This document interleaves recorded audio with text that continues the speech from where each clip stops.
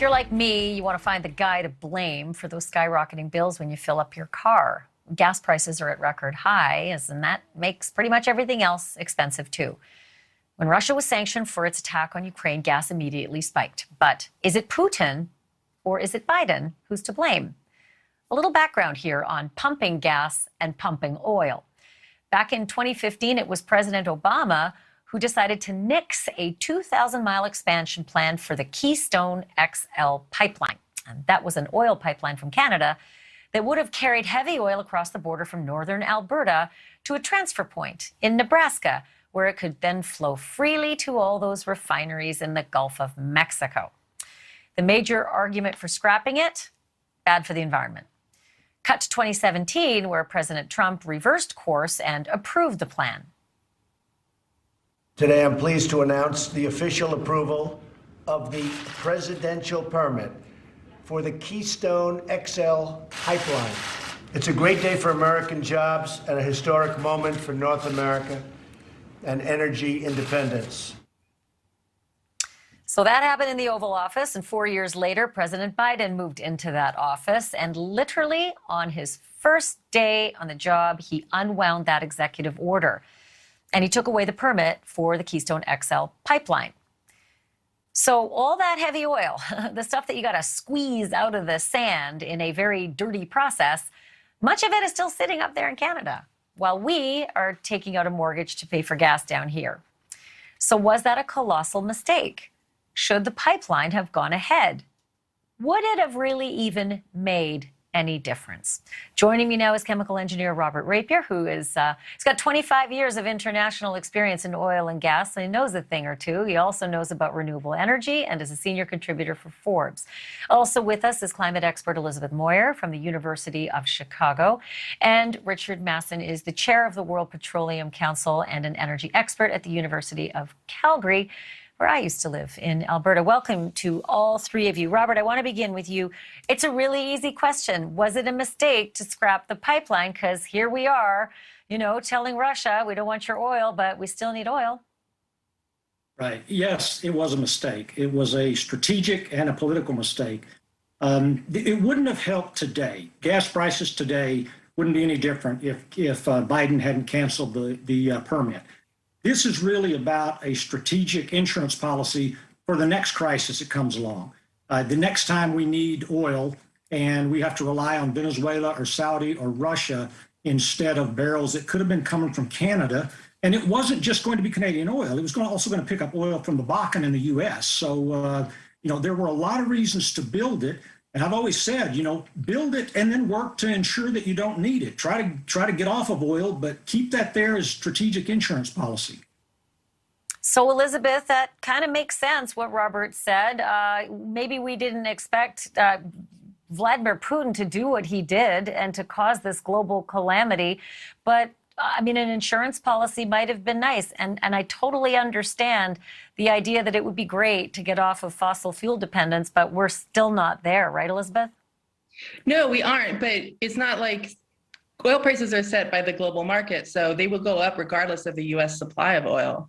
And the issue with the Keystone pipeline is that, when it was envisioned in 2008, we really needed it. We were willing to suffer a lot of potential environmental harm to have oil, which was seen as a strategic national interest because U.S. production was declining. And right now, the U.S.'s production has gone up so much that the U.S. is a net exporter of oil. We're in a totally different situation.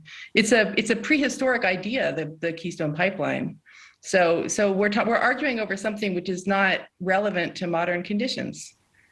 So, Richard, answer that prehistoric idea, this pipeline. I know a lot of people in the business who would disagree with that.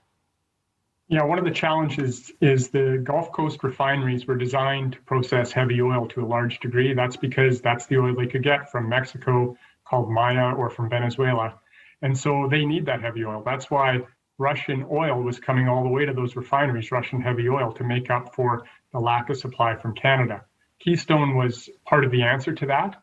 I think it's gone, but in the interim, Alberta certainly got lots of heavy oil, and we're going to do our best to get oil to you and ship it probably on rail. So, Robert, jump in here with the idea that, we now know just how bad a player Putin is. I mean, if we didn't already, right? But now it's on global display, and it's causing what some are saying could be World War III.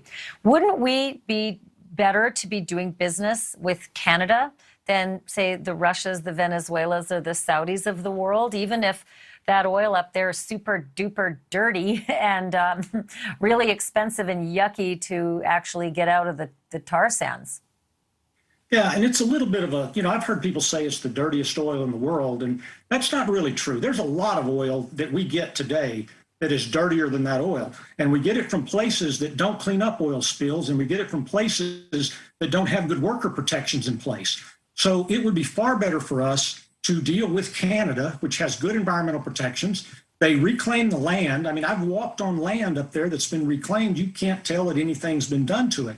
And, there's always environmental impacts from producing, transporting, and consuming oil. There always is. And the answer to that is use less oil and figure out ways to use less oil. But as long as we're using oil, we want to transport it in the safest possible way. And if the demand is still there, when Keystone could have been, the XL could have been built, and if the demand is still there, it is going to come from Russia, and it's going to come from Venezuela, and it's going to come on rail, and it's going to come by super tanker. And there are accidents with those modes of transportation at a higher rate than pipelines. Yeah, I mean, listen, I look to the spill rate in the existing part of the Keystone pipeline, right? The XL is the extra part of the pipeline that hasn't been built yet. 2017, massive spill, 2 more in 2011 and 2016.